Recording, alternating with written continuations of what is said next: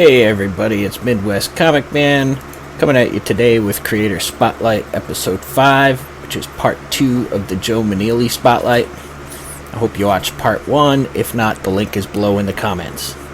Since I spoke more about Joe Maneely in that episode, in this episode I'm going to focus on the covers only. As it's a covers only episode, I decided to go with 15 covers instead of my usual 10. So here we go, in no particular order. First, we have Strange Tales 40. Beautiful postcode issue of Strange Tales. I love how the fisherman in the background is blissfully unaware of what's happening behind him, and he's probably never going to believe what the guy tells him. And again, as is usual with Joe Maneely, we have amazing detail on things like the mermaid's hair, the scales, and the seaweed hanging from her arms. This is a beautiful cover. Up next, we have Western Gunfighters 23. I picked this one because this one's all about detail. The clothes show a ton of detail, as is usual with Joe Maneely, but two details really stood out to me. The shadowy reflection on the top of the bar, and the posters on the side of the bar. In fact, the wanted poster on the side of the bar contains enough detail that I feel pretty safe saying that the guy in the bar is the same guy. Amazing stuff, especially for that era. Nobody used to put that much detail into stuff. Up next, we have Six Gun Western number 2. This is a perfect example of an effect that Joe Maneely used a lot that I mentioned in part 1, where it creates separation between the primary focus on the cover and the background. The background characters have almost a wash effect applied that kind of makes them fade out a little bit, but while he does that, none of the detail is lost, and they're still incredibly detailed. But it makes the character up front pop off the page, creates real depth in a flat image, and makes it seem more real. That was one of Maneely's strengths.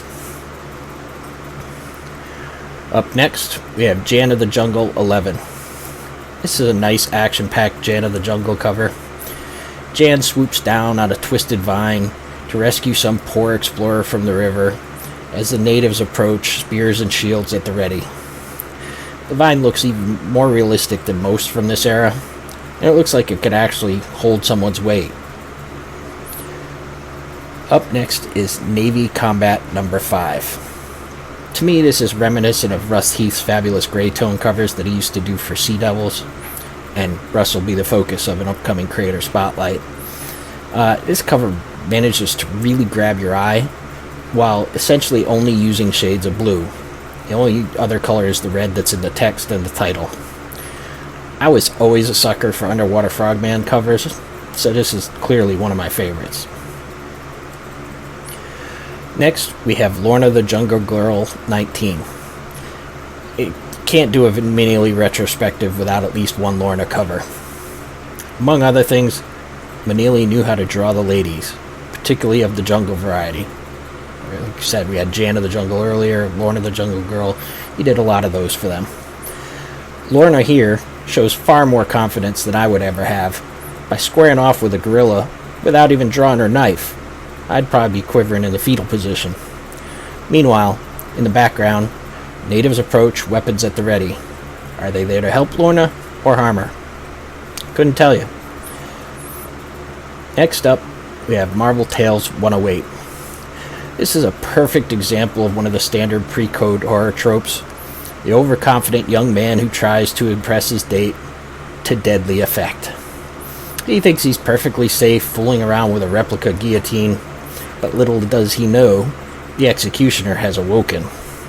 I don't think this is going to go how he expected, and somehow I don't think there's going to be a second date. Next up, we have Marvel Tales 116. Another pre-code horror staple was the werewolf. I mean, ACG Comics was built on werewolves and vampires. But this is the Marvel version, and it's the poor young girl. She's just trying to say hi to the nice young man who recently moved into the neighborhood and maybe score a date. He says he's in a rush, but she will not be denied. I don't know, maybe her biological clock is ticking. Unfortunately, full moon comes out while she's talking to him, and he transforms into a werewolf to her dismay. Again, I don't think this date's going to go where they wanted it to go. Next up, we have Mystery Tales 12, The Room That Wasn't There. The really cool effect here was the guy opening the door, and you see a room with invisible walls, a graveyard in the background, and a sinister skeletal figure. Again, great detail from Manili, with an awesome use of light and shadow for dynamic effect. Next is Speed Carter Spaceman number 6. This is a great sci-fi cover by Manili. He didn't do a ton of sci-fi, but he was able to slide right into it and knock out great covers like this one. Really great background detail with all the planets, and great alien monster attacking the men in the foreground. Be interested to see how the men get out of this one. Next, we have Submariner 39. Another genre Manili didn't do much of was the superhero genre. If he'd lived longer, and I'm sure we would have loved his work, but we only have a few covers from the Submariner Revival in the 50s. Being the 50s, it's all about better dead than red, with a strong anti-communist streak in comics. Remember I said I loved Frogman covers? Here we have an excellent one, with Submariner battling multiple communist agents who are attempting to blow up what appears to be a bridge support, all with a massive Soviet sub in the background. To me, doesn't get any better than this. Next, we have Suspense number 4. Okay, I'm gonna be honest. I picked this one because as a Scotsman, a kilt out on the moors. That's always okay with me as someone of Scottish descent. But boy howdy, this is a great cover anyway. The terror and disbelief is clear on both the Scotsman and his bonny lass, and I get the feeling they recognize who's under that hood, and they are definitely not thrilled to see them. Next up is Western Outlaws. Can't go wrong with a good old hanging cover. Apparently, this hanging was a bit more sporty than most, as everyone has their guns drawn and blazing, and all we can see of the hanging victim is his boots. Great action scene, the sheriff clutching his arm where he's been shot, and he's firing off some shots of his own. Sounds like a grand old time. Next, we have Wild Western 47. I picked this one for two reasons. One is the awesome fire effects. Manili used a wispy light brush to make it feel active, like it's really burning. You know, the fire just kind of flows like it would in real life. Second reason is the great silhouette effect of the two ornery cusses going up against Kid Colt. Even the fire can't save them as Kid Colt shoots their irons right out of their hands. And finally, we have Young Men number 11. Manili also did a number of covers featuring the Sweet Science, boxing. In this one, the boxer clearly has his opponent beat, but in the background, a man nattily dressed in a pinstripe suit is hiding a gun behind a newspaper, saying, "So long, champ. You were supposed to take a dive." Can this really be the final count? So there you go. We got 15 more great covers from Joe Manili, who, as legend would say, was gone too soon.